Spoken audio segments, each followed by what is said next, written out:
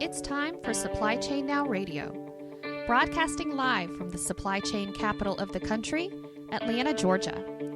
Supply Chain Now Radio spotlights the best in all things supply chain. The people, the technologies, the best practices, and the critical issues of the day. And now, here are your hosts. Hey, Scott Luton here live with you on Supply Chain Now Radio. Welcome back to the show. So in this episode, we are continuing our VETLANTA Voice podcast series where we get to focus on the veteran community, news, insights, challenges, resources, oftentimes with just a hint of supply chain.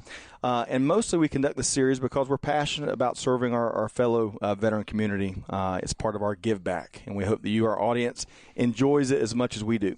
So today, our show is incredibly honored to be featuring Mr. David Bellavia, a recipient of the Congressional Medal of Honor. Now, if you aren't familiar with this incredible honor, it's the rarest, most distinguished military honor in the United States. There's been only 3,508 individuals to receive the honor since the first recipient in 1863. So you're going to want to stay tuned for what promises to be an inspiring and invigorating conversation with a lot of observations on leadership and effective, successful leadership. So stay tuned.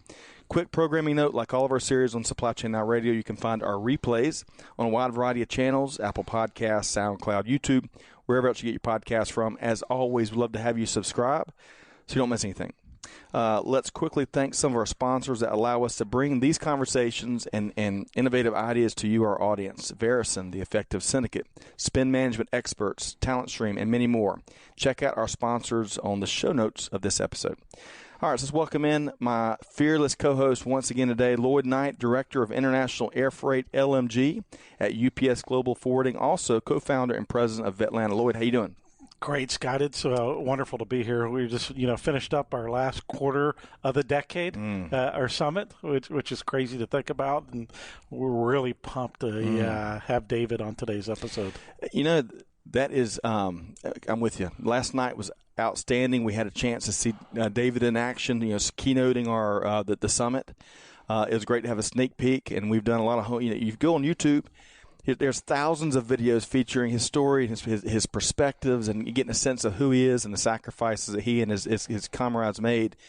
So we're honored to have him in the studio here today. So let's welcome in Mr. David Bellavia. Welcome to Atlanta, and welcome to the Supply Chain Radio. Hey, thank you for having me. I appreciate your hospitality. VETLANTA was a great experience, and I got to see guys I haven't seen in almost 20 years. There's locally based, my first squad leader just showed up, and it was really cool to be able to see Sergeant Chassin again, and Specialist Gwim, another guy I served with in Germany, and then I had my buddies from Benning come that were in with me in Fallujah. So it was kind of neat to not only be at VETLANTA, see all these great vets, learn about Georgia and the National Guard and all the vets and all the different companies out here supporting veterans in the Atlanta area, but also guys that I know and I love that are right here living in Atlanta. So pretty cool. Well, and to paint a picture for our listening audience, we're there in a large hangar out at Dobbins Air Reserve Base. And Clayton National Guard Center. Clayton National Guard Center, that's right. And as David comes on the stage, one of the first things he does is recognize a bunch of your colleagues that, as you mentioned, you hadn't seen in a long time, and he made him stand up there, and it was a special. It was one of my favorite aspects of your message last night, because you seemed like you were always putting it back, putting the honor and the recognition and back on your teammates and your colleagues and your brothers and sisters in arms. That's how we're raised in the infantry. You're the last to eat when you get a little bit of rank, and you're always reminding people that you are nothing without the people to your left and right. They're the reason why you're here, and only an exquisite idiot would take that and say, "Hey, this is all me." Let's celebrate me. Right. Enough's enough. So it's pretty cool. Well, all right. So, Lloyd, we want to pose the question to David that we ask a lot of folks this, and we see so many different answers and so many different reasons. But why did you choose to join the military? I had a pretty crazy experience happen. I was home from college, and my mom had pretty serious neck surgery. So my dad was a dentist for 37 years. I'm the youngest of 4, and he was taking care of my mom. And these 2 guys broke into our house, and it was a home invasion, and they were just having their way, ripping everything apart. And I remember I went down the basement. I grabbed a Remington 800, and I loaded it. I had it ready, and I got him right, well within rights to just, defend my parents, defend our property. I couldn't do it. Yep. I couldn't do it. And the look on these guys' faces, they just weren't, they went about their business. But my father looked at me in a really, just a way that just made me feel like I needed to go somewhere and become a man. And I was, done with college, and I should have already been. I was the youngest, and maybe I just wasn't ready. So I went to the University of Fort Benning, Georgia, and got a master's degree in human studies. And I just was like, hey, this was 99. Yeah. There was no war going on. Kosovo was kind of a joke deployment. And by the time September 11th came around, I was all in. And that person that was in that house that day was long gone. And I learned just from great, outstanding NCOs and officers about what my role is in this world and who I'm supposed to be. And I embraced it. I loved it. And, it really changed the trajectory of my life. Yeah, I bet. We always get diverse answers. That is a diverse answer. That's pretty crazy. Yeah. So let's talk a little bit about transition stories. We in our before we went on the air, we were talking about transition stories, and again, lots of diversity. Everybody has a very unique.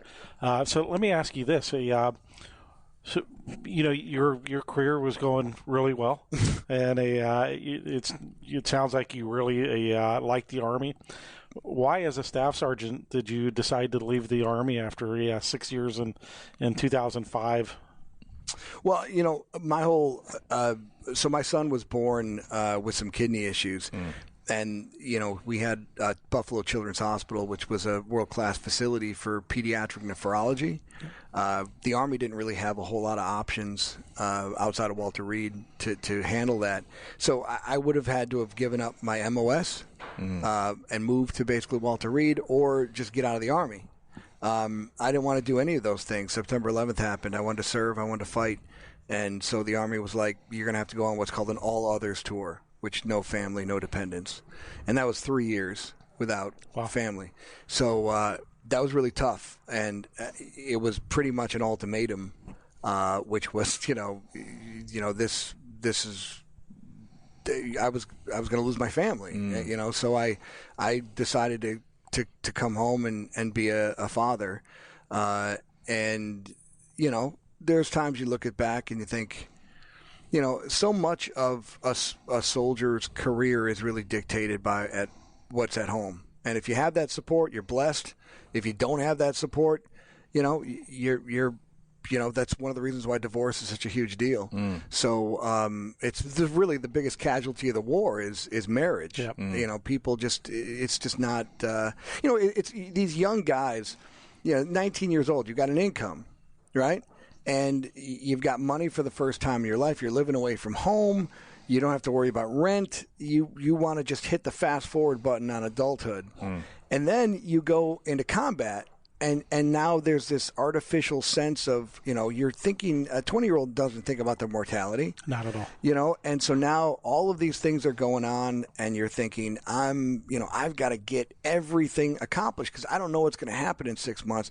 Let's get married. Let's have a kid. Carnation instant life. You just add water, and all of a sudden, you're like, I'm 21. I've got 2 kids. I'm married. What am I doing? You know what I mean? Like, I'm not ready for any of this. So a lot of those decisions are made because of the great unknown of the combat experience. And then when you come home, you're now back in reality. And a lot of those things just kind of implode because of that. So when I didn't, at the time that we were coming home, the Iraq War was super unpopular. And, asking for help or asking for a job, networking, none of these things. There was no transition. The Army basically, the Army would set you up for unemployment is what they did. When you got out, it's like, here's how you file for unemployment and good luck finding a job. There wasn't really anything there. Today's Army, completely different. Yeah. They're putting these guys on job interviews and internships, and Fortune 500 companies are hiring folks. We've done a much, much better job of taking care of Joe. So yeah, definitely, and definitely here in Atlanta as well, and something VETLANTA is really focused on helping veterans and their spouses with the transition. So take us through what did you do after the Army, and what have you done between the time you separated from the Army until earlier this year when you found out you were being awarded the medal? So when I got home, I literally didn't have any idea. My dad sat me down with a local Vietnam helicopter pilot who is a very decorated guy, and he was a politician at the time. And so I sat down with him, and he's just, basically just gave me advice like you would give any, young soldier coming home. I was super into politics, and this guy, John Murth, out in Pennsylvania, was running around, and he was using his Bronze Star from Vietnam as his credibility, talking about my war. So I drove to Johnstown, Pennsylvania, the 12th district of Pennsylvania, in my Taurus. I had $300. I went to his office, and I just wanted to talk to him, and so I waited, and I finally got maybe 10 minutes with him, and I was respectful. I just said, I don't understand what you're doing here, And he said, he was really cool to me, but he just said, this is what I believe. If you don't like it, go start a group and go, talk about your point of view. And I was like, sure, why not? So I went home, I wrote an op-ed, and Tony Snow had a radio show at the time. He read the op-ed on air. Rush Limbaugh read the op-ed on air. And Tony Snow became the White House communications, the press secretary. So all of a sudden, I went from just a guy writing an op-ed to, all these people that were reading this op-ed, and I started meeting all these vets that were, doing the same thing. And 5 of us got together and said, let's start a group where we just take the politics out of warfare. Let's see what happens. Within, 3 months, we've got 185,000 active duty members. And within, 2 years, we spent more money in the presidential campaign than any other special interest group with McCain and Obama. And had the war just been the primary focus, it would have been a different outcome. But, of course, the economy went in the tank in September of that year. But we went from just a bunch of guys that were, not even, couldn't get our sideburns even, and we're just home from the war, to literally going on CNN, MSNBC, Fox News. Pete Hegseth, who was on Fox, he was a part of that group. A guy named Jim Hansen, who's now one of the biggest military consultants on Fox News, he was a part of that group. Marcus Luttrell was a part of that. We had Chris Kyle was helping us out with a bunch of other stuff. But this is before, these guys had books, and before they had, the reputation. Grassroots all the way. Yeah. So we were just a bunch of guys just all getting together. And, we just got in a bus and just started going from town to town saying, are we wrong? Who's with us? And it was a huge – we brought 500 veterans on Capitol Hill and sat down with all of our elected officials. At that time in 2006, they were going to defund the war, right? Now, listen – you could be for the war, against the war, but you can't defund while we're fighting. I mean, that's absurd. Yeah. So we saw the Iraq war was a political soccer ball, and we just wanted to say, take the politics out of combat, and that started. And then, of course, with the president, a new administration came in. Iraq was, don't talk about it. It's the bad war. It's the war of choice. It's the war based on bad intel. So everything was Afghanistan. So Iraq vets were like, we don't have anything. This was a huge mistake, and forget about it. Move on with your life. So I went and I got a job at a milk plant And I just started working there. I did some charity work and worked with a power grid for a while and trying to protect our power grid.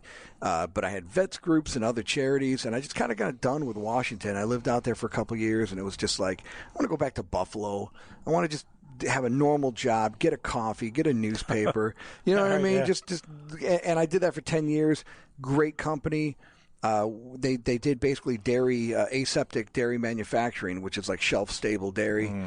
Awesome to see manufacturing. It's like how it's made every single day. It was like one of the coolest things in the world. And just how much is involved in that. And honestly, it brought me back to the Army because, one person screws up, the line stops. The line stops, you're losing money.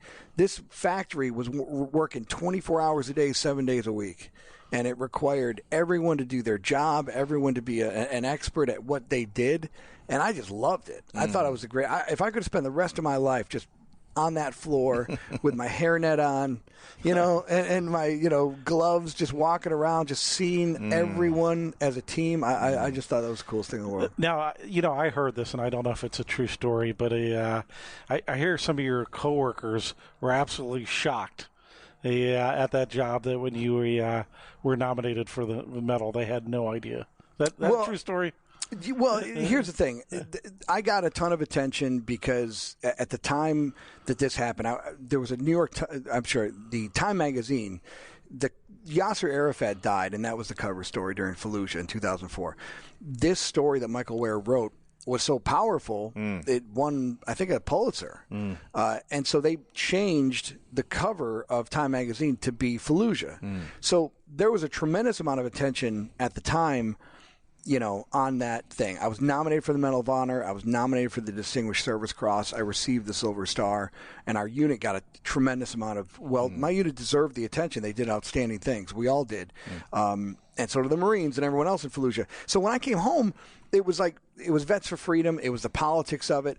But then it was kind of like, there's really what you're known for being maybe a vet, but then it became like politics and other things that people. So when the book came out, it was just kind of, people forgot about it. I went back, I embedded as a reporter. I did 2 tours as an embedded reporter after I was in Iraq, and I never told anyone I served because I thought that would be, I don't want to, taint the jury pool. Yeah. You know what I mean?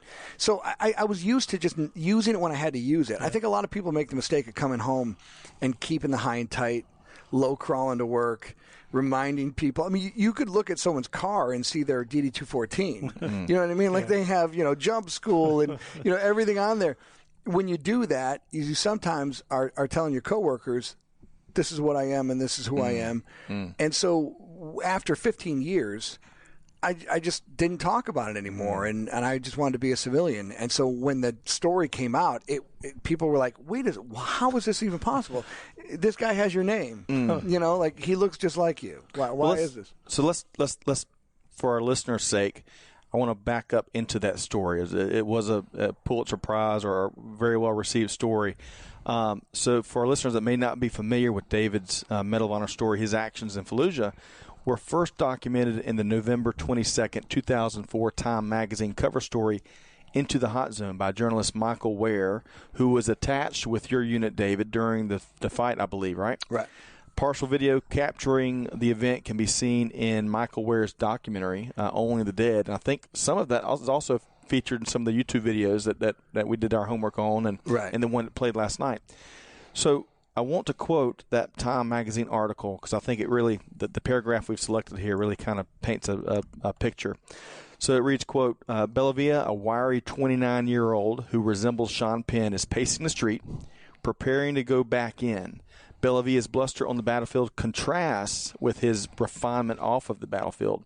During lulls in the fighting, he could discuss the Renaissance and East European politics. Get on me now, he's quoted as saying, ordering his squad to close in. There is little movement. He asks who has more ammunition. Two soldiers stand up and join him in the street. Here we go, Charlie's Angels, Bellavia says. You don't move from my blank wing. You stay on my right shoulder. You stay on my left shoulder. Huh. That's right. End quote. What? So, when I read that 17 times now, even though I stumbled through it, my mind processes a lot of things, right? And I can just almost see it. Of course, the videos we watched really helps it, but it just screams leadership, right? And it screams leadership in a way that it's not lip service leadership we've talked about.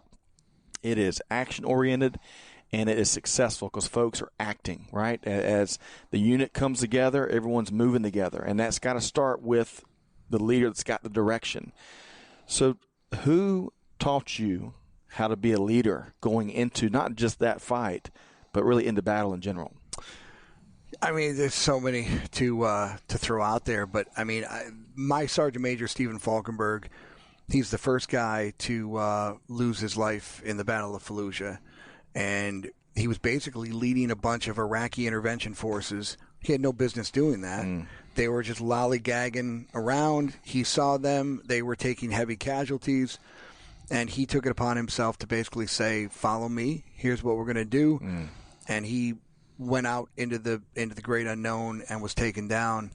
And everyone in 2-2 Infantry, my unit, were leaders that led from the front. My company commander, Sean Sims, is killed in a house fight. My XO is killed at close quarter range with a rocket. We lost a scout. We lost other guys. But when your leaders are, people don't understand that close quarter combat is so intimate. You're not just like, it was so rare to see the enemy. You get shot at and you get an opportunity, you get a target ID, you take it down. Those days were so few and far between. This is the beginning of the IED, and the loss of life was you get in a Humvee, you're driving around, and boom, everything's gone. This was a completely different fight. You're making eye contact. In this case, we're actually talking to these guys, trying to intimidate them. They're doing the same to us. The battle injuries that you are accustomed to, the fragging, the bullets, the grazes, the shrapnel are replaced with, literally guys, trying to kill you with their hands. And it's very personal. It's very intimate. And you just think to those people that got you ready for that fight. Doug Walter, my company commander, Sean Sims, who replaced him and lost his life, Stephen Falkenberg.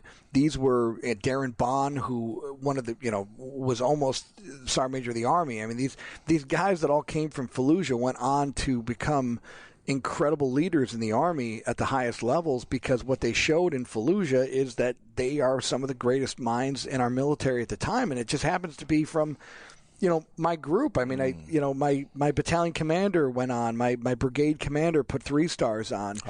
So these guys all graduated to the highest echelons, and I got to see them in the moment, in the fight, and every single one of them led by example. It's really hard not to do your part when you have outstanding leaders that are doing it every day.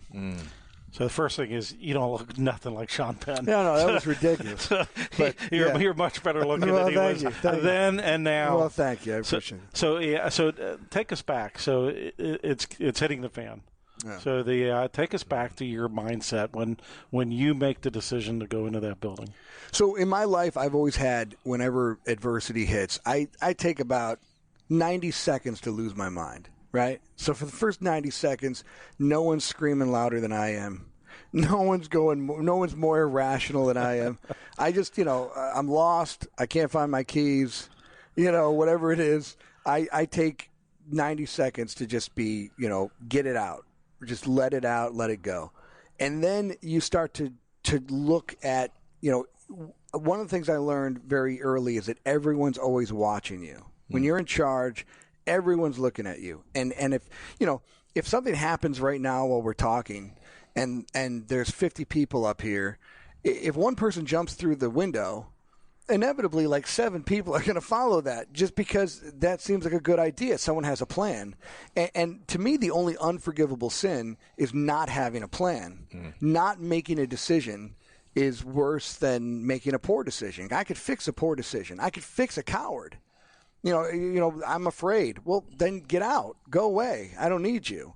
But if I don't know if you're a coward, if I don't know that you can make sound decisions, the lack of decisions, that is the unforgivable sin. So when you're, when you have an enemy that's bunkered and down and you've got, Bradleys, you can't get a bomb. I mean, the chaotic situation of Fallujah is every single street has its own mini Battle of Gettysburg going on. So the Air Force can only drop so many bombs.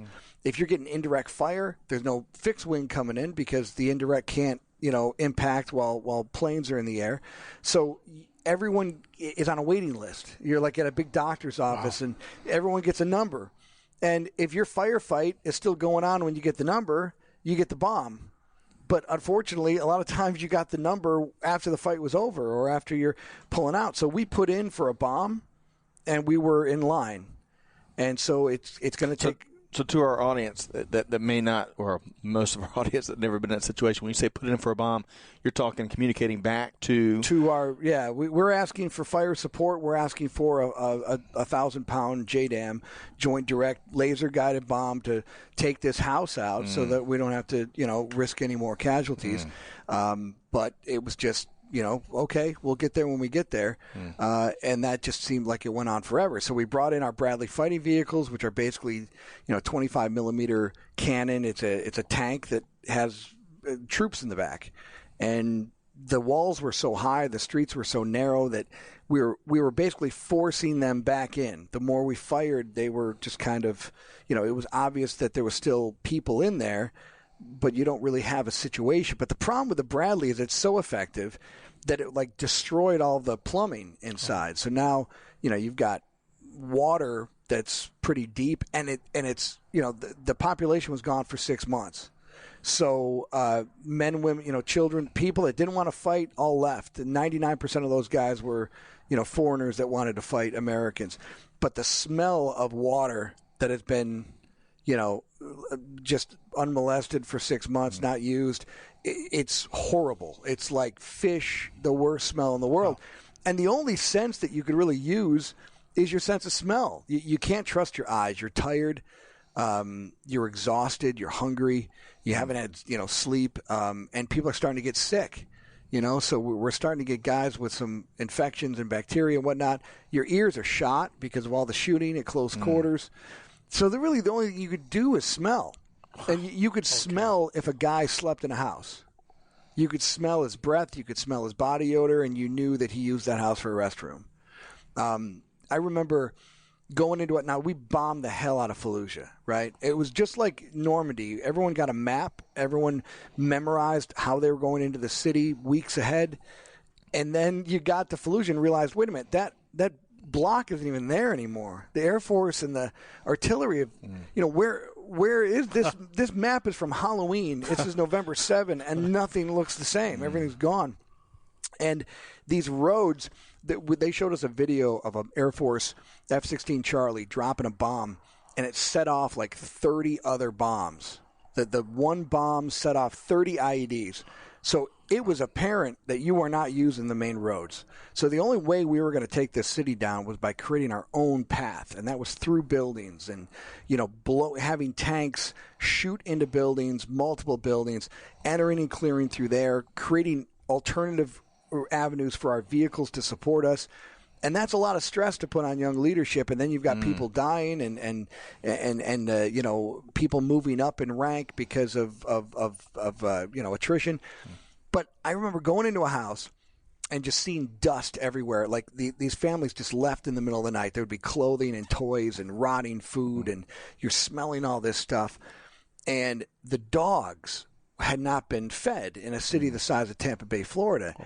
So these dogs were literally, not to get too graphic, but the dogs were depending on us to take the enemy out so they could feed. Yep. And it was one of the creepiest things in the world to see feral dogs just waiting as your vehicles rolled in. Wow. And they would just kind of move behind you. You'd get in a firefight, and then the dogs would just, boom, go right into the houses, and you would hear... it was extremely disturbing. But going into a house with dust and debris and everything over, and seeing like a pristine orange cup or a piece of cheese, everything else is rotted and nasty, and you just focus on that orange cup, and everything in your body, you become an animal. You're now instinctual. There's nothing about anything other than cup, threat, where is it? It's got to be behind a curtain. It's got to be behind the couch. It's anywhere a person can hide. That's where I'm putting a round. And you're not making that decision. A 19-year-old kid's making. Everyone's making the same thing. Like, what is that? Everyone's now just spider sense. And you can do that. Your adrenaline is pumping, but it's like every single house. And it's impossible to keep up that adrenaline. It's exhausting. And when we walked into this house, we were complacent because we had been going through every single back and forth. And the other thing is that Michael Ware, unbeknownst to us, he's videotaping everything. So what you're watching is the actual firefight. It's, the Army, and there's not a Medal of Honor that we know of, a citation that is actually videotaped in real time. And Michael Ware did it. And honestly, I don't know anything about the process because it's super secret, but I don't know if this is ever happening if Michael Ware isn't there. Yeah. So he. This is just some Australian guy with a video camera, right? He's more than that. He's really like the Ernie Pyle of his generation. Yeah. I mean, he dedicated 8 years of his life to Iraq. Wow, 8 years. This guy has been completely affected by that too. And now that I get to know him as a guy, a man. He's one of the toughest guys I've ever met in my life. Wow. I mean, he is just absolutely. He's opinionated. He's strong, but he's a decent and honorable man. He had many opportunities where he could have sold a story that would have been sexy or whatever. But he's one of the most decent people I've ever met. Very honest, and he risked his life to get to a story. And it's the reason why my guys are able to tell their families what they did. Is because of Michael Ware. Wow, that's awesome to hear. So let's talk more about that. Let's talk about David. What did Michael Ware and Tom get right in the article and the movie? And then, is there anything else that it sounds like you really nailed the story and nailed the scene and nailed what was taking place. But anything else that is important, do you think, for our listeners to really understand in terms of what was going on that may not have been captured? Well, the thing about being in a firefight is that I don't know what the story is because I'm only looking down my rifle. You know what I mean? I remember what happened. I remember what I was thinking. I remember what my guys were doing. But really, there's only one person that could tell the story, and that's the guy who's looking at everything. And he was looking at everything. So I have no way to know, who said what, who did what. That's what happened. Now, the videotape makes it a lot easier because it's all there, and the audio is all there. But for the most part, there's really nothing that I look at and I think, well, that's it's so raw, it's so in the moment that it's almost I want to go back to something that you said earlier in the interview as we're talking about the scene and what's taking place. This notion of hand-to-hand combat. I remember Saving Private Ryan. There's lots of scenes that really get your attention in that movie.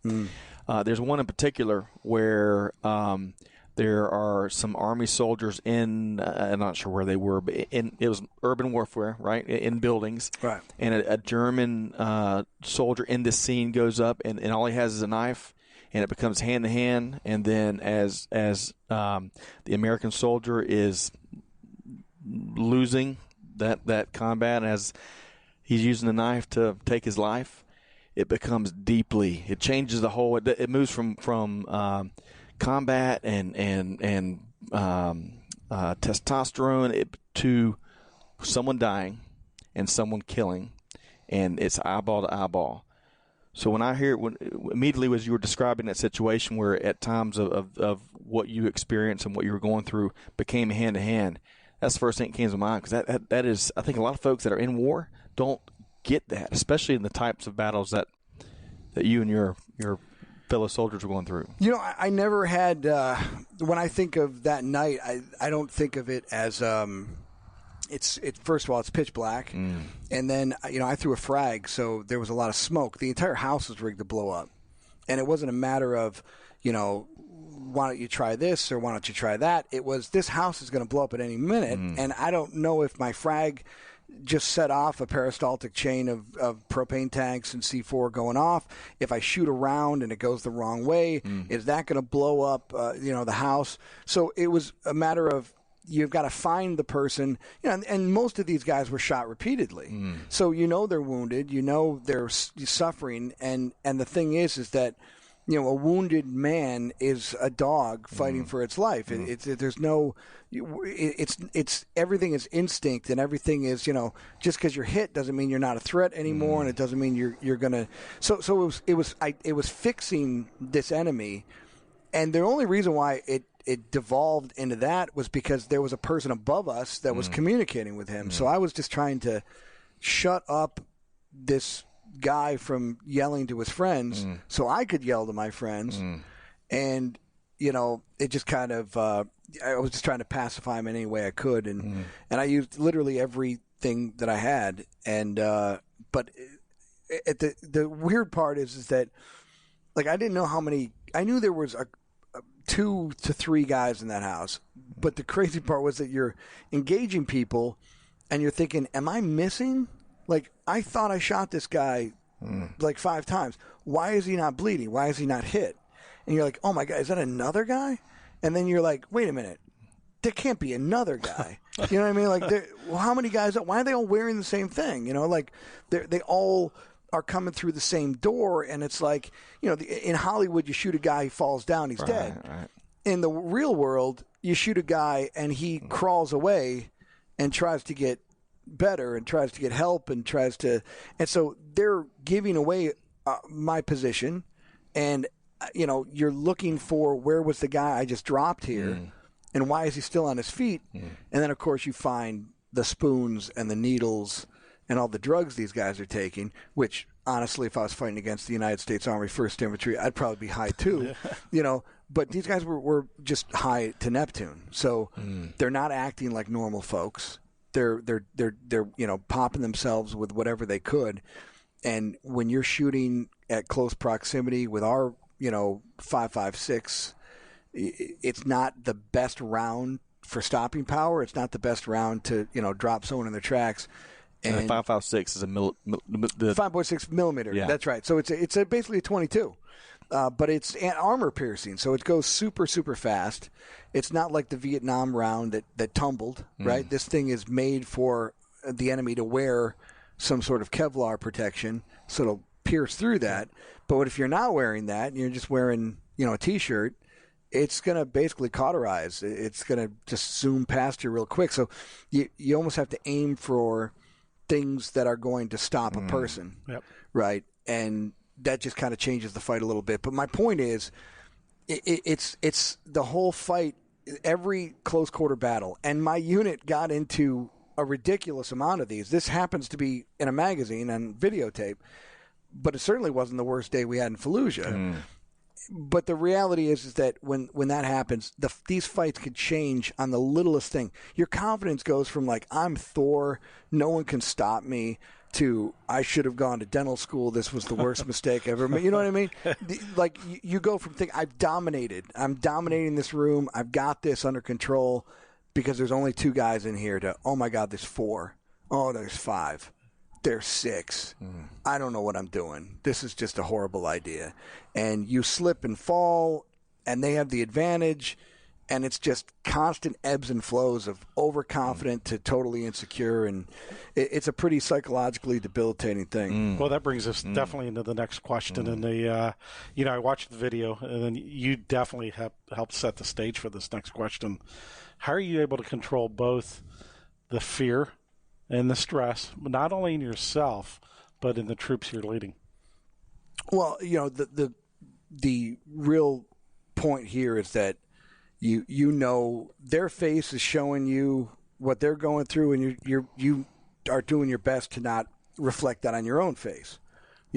So I think you're in a much better. It's easier to fake it when you're the guy in charge, because all you have to do is start giving directions. The subordinate is the one that has to follow that, and it's a really dumb idea or it's a great idea, but it's an idea. They have to follow. So my job's much easier than their job. But it was a matter of, I all I could think of was just, you try to amp yourself up for it, and you try to get people going. Scott Lawson was a guy that went in that house with me and, just showed me a tremendous amount of fidelity. Whatever you want to do, I'm with you. And to that point in my life, I've never had that where a guy just said, Scott Lawson told me, I'm not going to let you die alone. Which was like, well, thanks. You know what I mean? I thought we could do this. You know what I mean? What do you mean? And then the second thing, Scott died in 2013, and he was a dear friend. I love him to this day. But, I mean, the idea that someone's going to say, I have no doubt we're going to get killed. Yeah. But I'm going to do it with you. That was enough to be like, let's roll the dice and let's see what happens, you know? And I'm just really blessed to have soldiers that were willing to go with me, and they did it. And, you know, again, we focus on the MOH, we focus on the actions of one person, but there were so many things that happened that night and the next day, the day before. These guys saved my life. Yeah. They saved my life repeatedly. You know, so one day, one action on my birthday gets all this attention, but the reality is that, you know, Fitzy and Knapp, my team leader, we walked into a building with a MiG drop tank in it. This thing was wired to blow. This thing would have blown us to Neptune.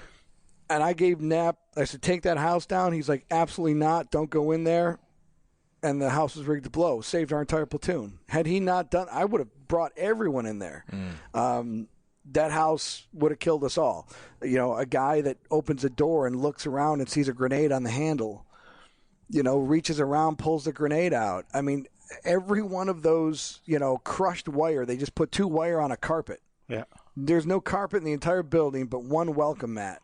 You put 1 foot on that carpet, those 2 wires crush together, and now you have, you know, a charge, and you blow up the entire house. Wow. These guys were constantly making decisions like that saved lives, and it's what makes the award so awkward, because it's like, oh, you must have been the only person that did. No, I was one of 50 guys that did it every day. Yeah. And for whatever reason, you know, this meteor hit me. The stars aligned to you. Yeah. So one of the things I really appreciated in your speech last night, you talked about how you're now able to express your love. Yeah. Your fellow veterans. And I mean, that's one great thing about a VETLANTA. And, you know, the look at Scott and go, man, I love you, dude. What you're doing, I love you, and mean it. Yeah. So that's really special. And like you said, that didn't happen overnight. That took time. Well, you realize that, you know, I mean, we talk about, we love to hear the stories of what happens when we meet the enemy face to face and we take them out, right? But how many, you know, millions of Americans in Afghanistan and Iraq are stacked up and they go into a house and there's nothing there? Well, they were prepared for something to be there. If there was a guy on the other side of that door, they would have taken him out. Yeah. So it's to me, it's not the act of actually executing what you're trained to do. It's the willingness to want to do it. You know, it's the willingness to be in that stack, to get out and say, I am ready to go into this house, and whenever's on the other side of that door, I'm gonna shoot it in the face. That's takes a lot of intestinal fortitude to do. And yet all we do is we focus on the guys who actually are successful doing that, but how many people are willing to do it? And, you know, my guys came into that house thinking I was dead. And they fought their way to my body to bring my body home. They didn't know I was alive. And that I love them for the fact that they were willing to do that for me. And So I want to ask you in just a second about the logistics of combat, but going back to one of the things you mentioned, you talk about the highs and lows of confidence swings, and I think there's so many transferable insights you're sharing that are easily transferable to business situations. You know, leaders lose confidence and gain confidence, like you were describing, pretty regularly, right? Whether you're an outstanding leader or if you're a newer leader or what have you. What advice would you have for folks in the business world that struggle with maintaining that high degree of confidence so you can go out and make things happen? Well, the first thing is that you it's all about communication. You've got to you constantly have to have your subordinates can never find out what's happening before you tell them what's happening. You certainly want to set expectations for good and bad, but 9 times out of 10, it's, you know, the building block of competency is always character. Yep. If you don't have the care, you could be the best at whatever you do, but if you're a jerk, no one's going to care to ask how good you are at something. So that building block of being good at something or being competent always comes down to what kind of person you are, and are you going to be able to be there during the good times, be there during the bad times? Do you share the glory? Do you compliment people when they're doing a good job? There's nothing wrong. One of the things that I think a lot of young leaders are afraid of is firing people. The best thing you can do for someone is to get them out of a position where they're going to fail. Failure is not the worst thing in the world. Controlled failure is actually a great educational tool. But if you just know that there are people that can't do their job, then you're not really an effective leader, because you're allowing them to be set up for failure when you know for a fact that these are guys that aren't able to shoulder the burden. So once you find your team and you believe in your team and you're communicating with your team, you've got to constantly massage those personalities. You find people what they're really good at. Nobody wants to be, just a soldier 3. No one wants to be the guy in the red shirt that beams down with Captain Kirk. You're about to get zapped. You don't have a purpose, right? Yeah. Everyone wants to have a role. What do I do? What is my job? What is my left limit? What is my right limit? I got everything. Trust me to cover everything in this limit. And I think that especially in the business world, trusting your subordinates, giving them the ability to make decisions on their own, and then holding them accountable. But at the same time, you're the guy. You're the person that is going to, be ultimately the buck stops with you. And if you truly care about the mission and you truly care about success, you're going to put people in the best positions you can. But you're never going to just blame them haphazardly because things go bad. You got to be accountable at all times. Awesome. Great point. Red shirt, Captain Kirk. I love that. All right. So as we know, that the VETLANTA Voice podcast, all about military veteran issues. This is again a complete honor to have a Medal of Honor recipient, and really you and everything you've done in your career here. But Supply Chain Now Radio is all about end-to-end supply chain, logistics, transportation, manufacturing. I loved your experiences through the milk plant you talked about. So, any thoughts that you can share around the logistics of combat? Well, I mean, it's such an incredible machine. The American military, when they're doing a set play like Fallujah, Ramadi, any of these in Najaf, so much is involved. You don't just take a tank and drive it down the street for 7 hours, right? You put it on a tractor trailer. You have to know. Believe it or not, it was our transportation industry, our UPS, FedEx, that gave us our GPS tracking systems, our Blue Force tracker that allows us to see where all of our vehicles are in real time in combat. That came from our folks at UPS. So, all of these things of, well, where's my package? Well, where's my infantry? Yeah. Where's my tankers? Where are they at? Where are we? Where are they? And, it's not just about taking out the enemy. It's, I've got to feed my guys. I've got to get fuel to my guys. I've got to get the sick guys out, the guys that are hurt, and I've got to be able to maintain our lethality over time. And so when Granddad was my grandfather was D-Day plus 22. Wow. So the Normandy beaches, Omaha, Utah, Juneau, Sword, Gold, those were the depots that he entered the fight into. So what was a place where thousands of Americans, Canadians, and British invaded into southern France became the area that they stored all their grenades and all their bullets and everything else. And, when a truck pulls up and, there's a pallet of grenades or a pallet of C4, it's that is what makes us the most lethal and effective disciplined military in the world, is that anything we need, they're going to find a way to get it to you in the most, asymmetrical way possible. And it's a lot of civilians. It's a lot of guys. What made us effective in Iraq wasn't so much the 22-year-old machine gunner. It was the 64-year-old truck driver. Wow. That was, because I'll tell you, those civilian truck drivers drive totally different than our military truck drivers. You're not stopping a 65-year-old man with a semi. He's going to drive right through you. And a lot of those civilians fixing our equipment, teaching our guys how to do it, that's really what turned the tide for us in Afghanistan and Iraq. the main and we were talking last night at the VETLANTA Summit. The maintainers never get any recognition, not just in the military, but just in the private sector too. And as much as we hear about the driver challenges in the transportation industry, making sure we've got a lot of folks that keep those diesel engines running, right. And all that machinery running, that's a huge challenge, right? And it keeps the military running, it keeps the supply chain going. So I appreciate your comments there. You're gonna ask about the moment he got the news, right? Yeah. So when you got the news that the Medal of Honor was going to happen, were you expecting it? Was it a surprise? How did that? No, the whole thing. Out? Well, first of all, this happened 15 years ago, and I'm living my life. Everything's great. I never in a million years thought that this was going to happen. So when you get a phone call from the Army asking questions, you're automatically contact an attorney, because I thought I'm reading the newspaper. There's people being accused of doing things they didn't do and all this other nonsense. So I was thinking, I'm not answering anything. I don't want to talk about this at all. I don't know what your motives are. And when they assured me that it wasn't a negative thing, I was thinking, this has to be, maybe it's a Distinguished Service Cross, which, is incredible. Yeah. The Silver Star is incredible. I lived my whole life with, this. I was...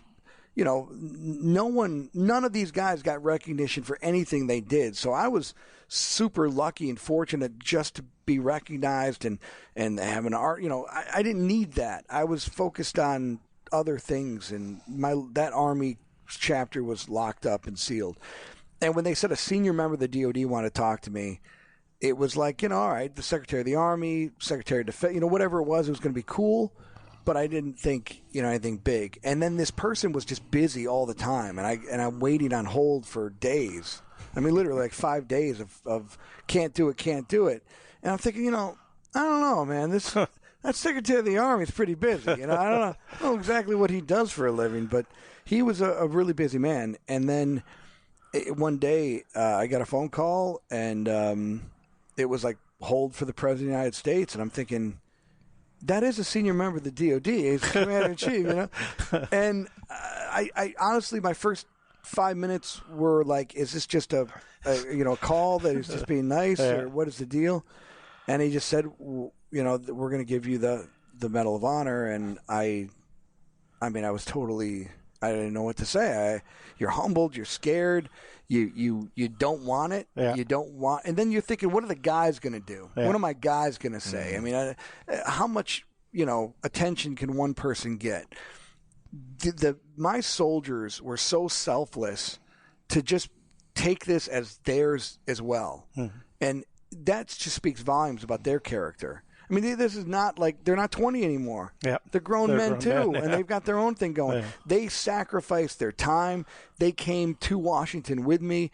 I don't know of any other president or situation that will allow my entire platoon to come on stage.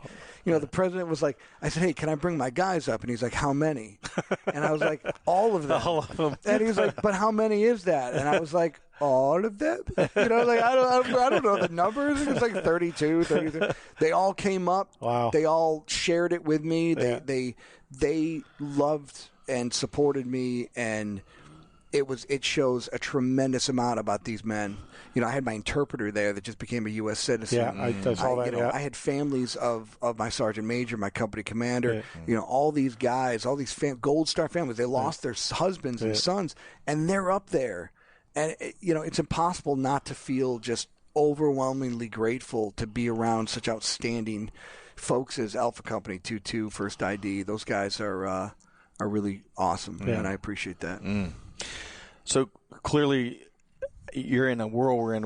Your schedule, and you're down here in Georgia. I think you've got Monday at 8 a.m. till Friday, probably at 8 p.m. You're booked. Folks want to hear from you, right? They want to talk with you. They want to shake your hand. They want to glean your insight, just like we do. Before that, we were talking in the warm-up conversation about veteran transition challenges. We heard some about your transitioning.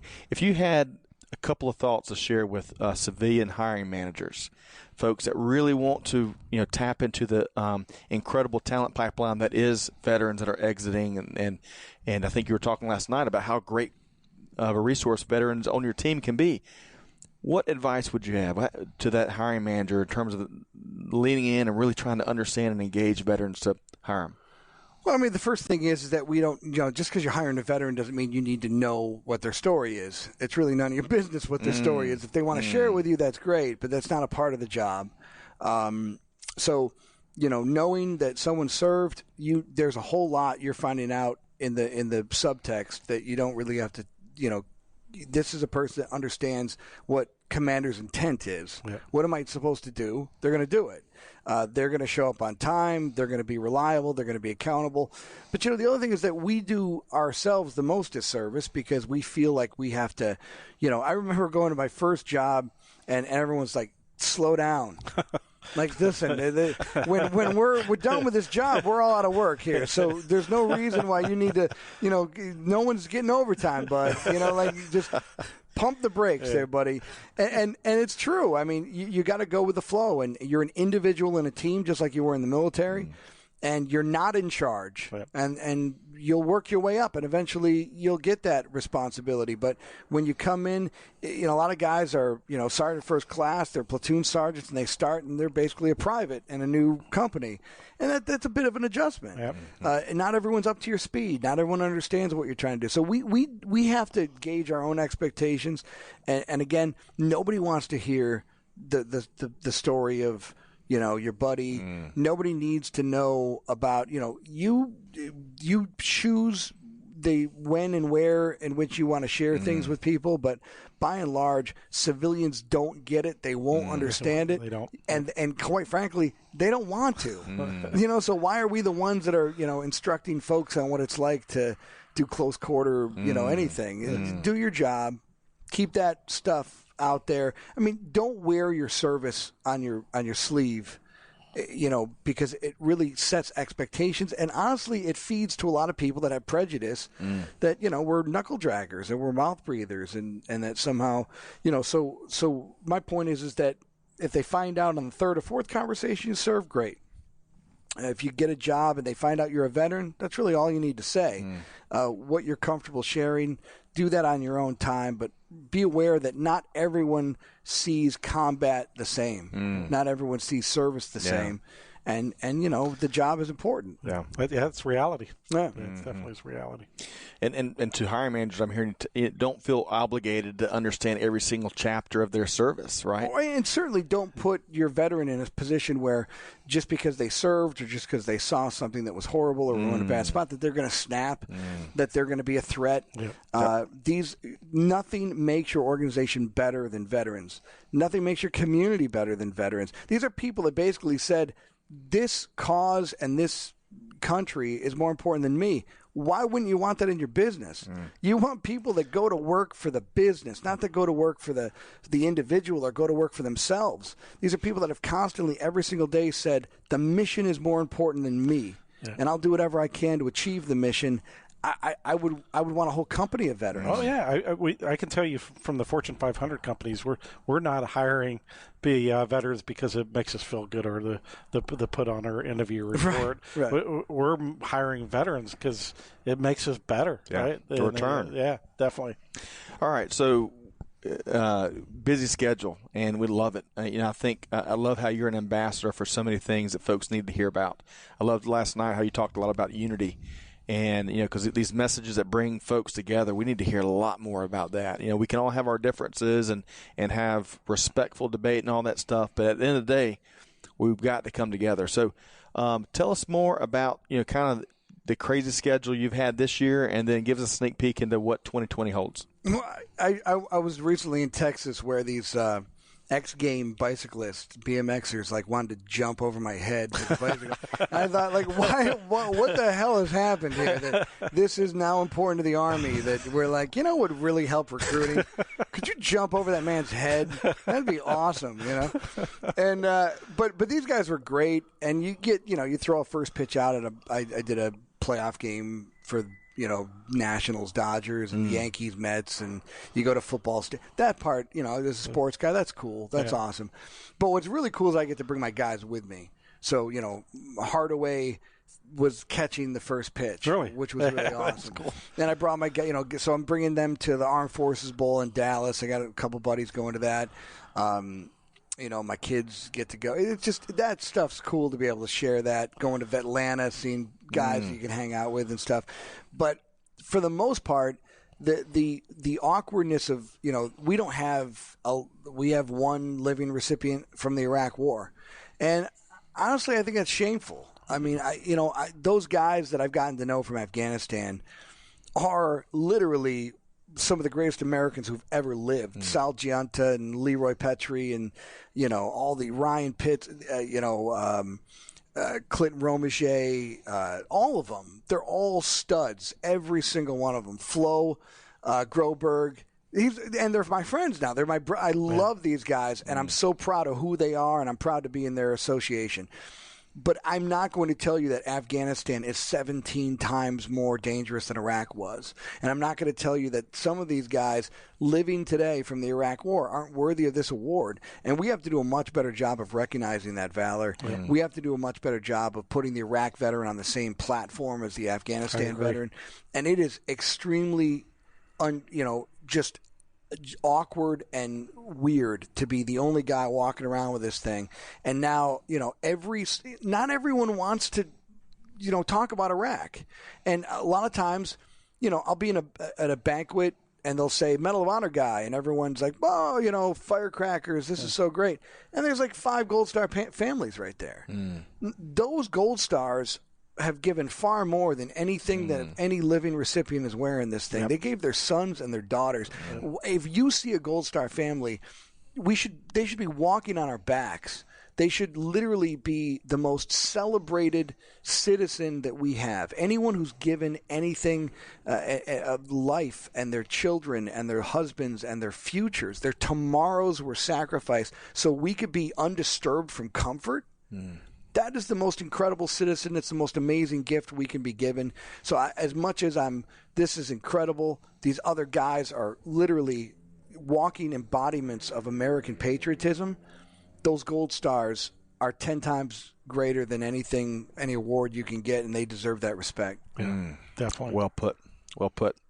I wish we had you for 6 more hours. I hate that we're kind of winding the interview down. Lloyd, I know you got some folks to thank. First of all, thank you. So you are first choice to come to VETLANTA. So you probably don't know that, and I'm happy that you are first choice. You're the definition of servant leader, and if you look at VETLANTA, we're ran by servant leaders. So I appreciate it. Thank you for your service. You're worth it. You're worth it. There you go. For the great the talk last night at the VETLANTA. I also want to recognize your team. So I talked about them a little bit when I first met you. They did a great job, Ross and Tracy and Dresden. Thanks. They were a pleasure to work with. Also got to thank the Congressional Medal of Honor Foundation. And VETLANTA is all about collaboration. And one of our biggest supporters here is not in money, because VETLANTA doesn't take any money, but in connections and support is the Arthur Blank Foundation. And the Arthur Blank Foundation actually gave the Congressional Medal of Honor Foundation a grant, and then introduced them to VETLANTA and said, hey, how can the three of you work together to help veterans? And you're it. So so I appreciate those great organizations, and it was the end of a great year for us at VETLANTA. Absolutely. And a lot of folks have no idea of just how involved Arthur Blank and all of his organizations are in supporting a wide variety of community service initiatives and veterans initiatives. So we're lucky here in the Metro Atlanta area to have folks like that and leaders like that are doing things and are taking action and writing big checks to support great causes. So big thanks to that. All right, so Lloyd, what's coming up in 2020 for VETLANTA? Wow, we have so many good things going on. We're adding capabilities to the organization, which we talked about last night. We're getting involved in the veteran judicial system. So the veteran courts, we've added that capability. Veteran arts. So we added a hip hop artist to the leadership team, Mick Doc Todd. Really? And so we're looking to get involved in the arts this year. More interaction with the VA to make the VA better and to help veterans better.